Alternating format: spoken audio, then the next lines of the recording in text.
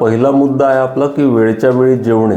बरेचदा मुलं रात्री उशिरापर्यंत टीव्ही किंवा मोबाईलसोबत खेळत बसतात, रात्री 11 वाजता जेवतात आणि लगेच 12-1 वाजता झोपतात. त्याच्यामुळे शरीराची चयापचयाची कमी होऊन पचन योग्य रीतीने होऊ शकत नाही. दुसरा मुद्दा आहे भरपूर पाणी पिणे. भरपूर पाणी पिल्याने आपल्या शरीराचं टॉक्सिन्स हे लघवीद्वारे बाहेर टाकले जातात. तसंच आतड्यातून अन्नाचं प्रोपल्शन म्हणजे अन्न पुढे सरकण्याची प्रक्रिया ही सुलभ होते. पालेभाज्या व फळं यांचा आहारात भरपूर समावेश असावा.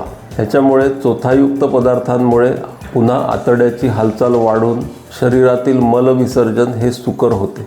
मैद्याचे पदार्थ, ब्रेड, बिस्किट, जंक फूड जसं की पिझ्झा, बर्गर ह्या गोष्टी टाळल्या पाहिजेत. त्याच्यामुळे बद्धकोष्ठता होण्याची शक्यता असते. तिखट व मसाल्यांचे प्रमाण कमी असावे. ह्याच्यामुळे आपल्याला ॲसिडिटी वगैरे असे प्रकार उद्भवून कॉन्स्टिपेशन होण्याची शक्यता असते. योग्य व नियमित व्यायाम करणे. वयानुसार व्यायाम करावा. खूप वयस्क लोकांनी खूप जास्त व्यायाम करू नये, तरुण लोकांनी खूप कमी व्यायाम करू नये.